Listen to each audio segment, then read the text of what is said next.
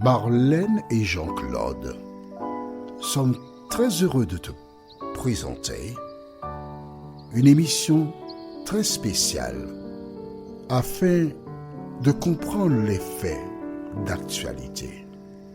Merci pour ta fidélité.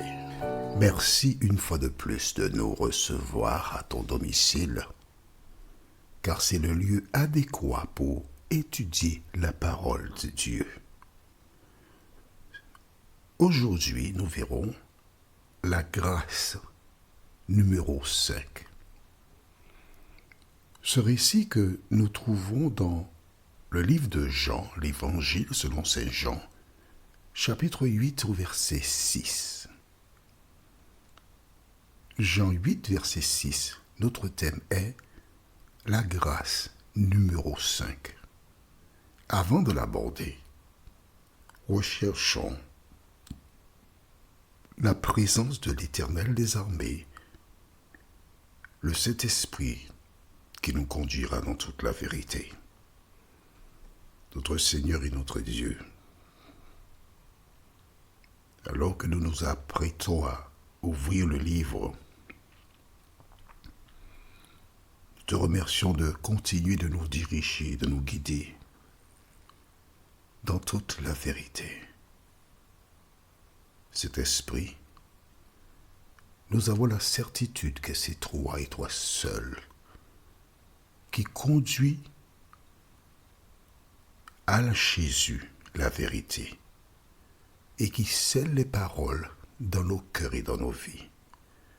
Merci de nous accompagner. Nous t'avons prié au nom de Jésus et pour ta gloire éternelle. Amen. Dans la Bible, il existe de nombreuses expériences qui parlent de la grâce de Dieu. Je pourrais te parler de celle de David dans l'Ancien Testament. Mais j'ai fait le choix de te présenter, sous l'influence du Saint-Esprit, celle de cette femme. Pour celles et ceux qui découvrent que maintenant cette émission, nous allons lire à partir du verset 1er afin que ces personnes comprennent le contexte. Avant de lire, permets-moi de te rappeler qu'il existe ce qui s'appelle le conflit cosmique, une guerre entre le mal et le bien. Lorsque tu as compris que cette terre est un vaste champ de bataille, où Dieu, qui a un plan merveilleux pour la race humaine, œuvre pour maintenir à flot ce monde, parce que l'ennemi de nos âmes, qui s'appelle le diable, s'active pour détruire les individus. Comme Dieu, il utilise des humains. Dieu utilise des humains, c'est-à-dire, en l'occurrence, entre autres, moi, pour te présenter la vérité. Le diable utilisera des humains, des individus, qui chercheront à contredire ce que je te dis qui vient de la parole de Dieu. Et c'est une guerre, c'est normal. Aujourd'hui, nous verrons donc la suite de ce récit que nous avons commencé, puisqu'aujourd'hui, c'est la grâce numéro 5. Et ce récit débute au verset 1.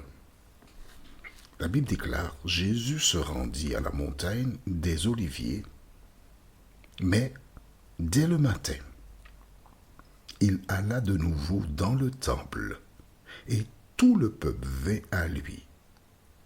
S'étant assis, il les enseignait. » Jésus avait un projet. Chaque jour, il œuvrait pour interpeller, éclairer, enseigner. Et nous avons vu ensemble comment ce matin-là, il s'est levé, il a été comme à l'accoutumée, à la montagne des Oliviers quand il était dans le secteur pour prier. Et ensuite, il s'est rendu au temple. Le matin, le début de ta journée doit recevoir Dieu dans ta vie. Et tandis qu'il enseignait, il ne prêchait pas, il enseignait, il apportait des informations, il éclairait. En fait, c'est ce que je fais. D'accord? Que se passe-t-il? Verset 3. Alors les scribes et les pharisiens amenèrent une femme surprise en adultère et la plaçant au milieu du peuple. Ils dirent à Jésus, Maître, cette femme a été surprise en flagrant délit d'adultère. Moïse, dans la loi, nous a ordonné de lapider de telles femmes. Toi, donc, que dis-tu?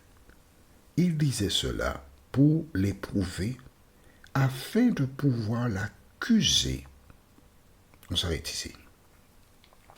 Voici des individus qui déclarent avoir surpris une femme en flagrant délit d'adultère. Comment ont-ils surpris la femme? Certainement, ils s'étaient cachés. Ils avaient une information. Ils attendirent qu'elle soit en activité pour aller la surprendre.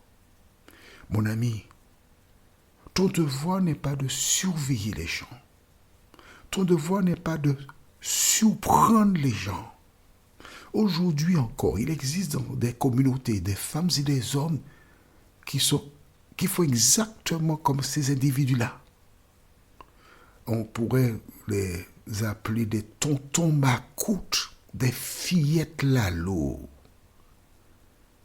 des agents à temps plein du diable. Leur devoir, c'est quoi? Chercher, surprendre, détruire quelqu'un.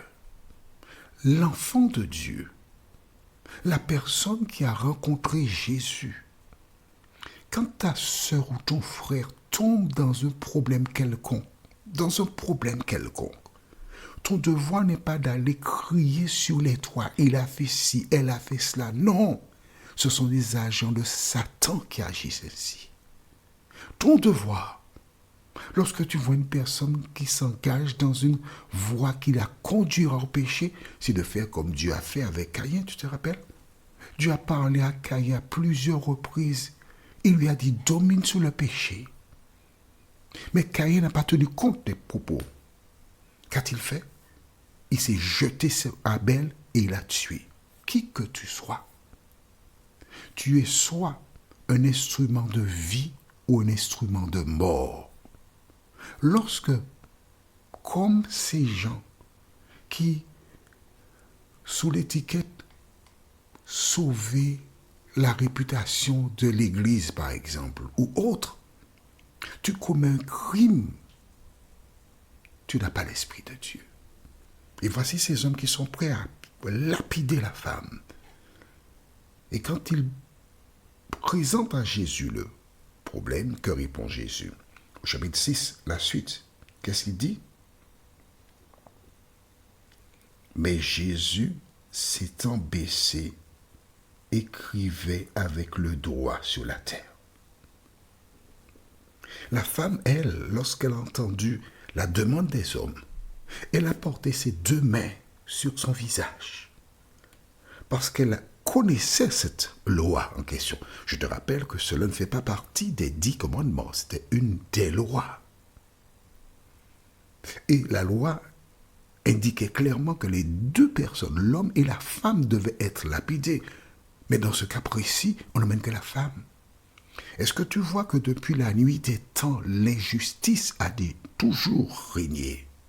Est-ce que tu vois que depuis la nuit des temps, il y a des hommes et des femmes qui vont privilégier certaines personnes et condamner d'autres? Mais la bonne nouvelle que j'ai pour toi, c'est qu'il y a un Dieu dans le ciel qui voit et qui rendra chacun selon ses œuvres. Jésus a entendu. Jésus connaît leurs pensées. Jésus sait que les gens qui agissent comme ces personnes ne connaissent pas Dieu et sont motivés par l'ennemi de nos âmes, le diable, des agents de Satan qui sont là. Jésus écrit par terre. Qu'écrit-il? La Bible ne dit pas. Mais certaines personnes déclarent qu'il commença à rédiger le nom des personnes qui étaient là et mettait 2 points et ce qu'elles avaient effectué. Parce que Jésus connaît tout. La femme, elle a peur. Mais qui que tu sois, laisse-moi te dire une chose. On t'a surpris à faire de la sorcellerie. On t'a surpris à faire une action quelconque. Jésus est toujours près de toi. Aussi longtemps que tu es vivant, il cherche ton salut. Il ne cherche pas à te détruire, mais il cherche à te sauver. N'oublie pas, les individus qui cherchent à détruire sont des agents de Satan. La prochaine étude que nous ferons, la grâce numéro 6, nous avons 2 références. Jean chapitre 8, verset 7 et Jacques 3, verset 2. Jean chapitre 8, verset 7 et Jacques chapitre 3, verset 2. Prions notre Seigneur et notre Dieu. Aujourd'hui encore, de nombreuses personnes qui ne te connaissent pas agissent comme ces individus. Mais nous te remercions parce que tu nous éclaires. Cet esprit, merci de nous aider à comprendre ce que nous lisons et à mettre en pratique la parole, nous t'en prions, au nom de Jésus et pour ta gloire éternelle. Amen. Que l'Éternel continue de te bénir et il me tarde de te retrouver. Nous sommes parvenus au terme de notre réflexion. Si d'aventure tu as une question, il te suffit d'envoyer un message par le biais de WhatsApp au numéro suivant, plus 596 696 88 93 93. Et alors Jean-Claude, moi, je me ferai un réel plaisir de répondre à ta question.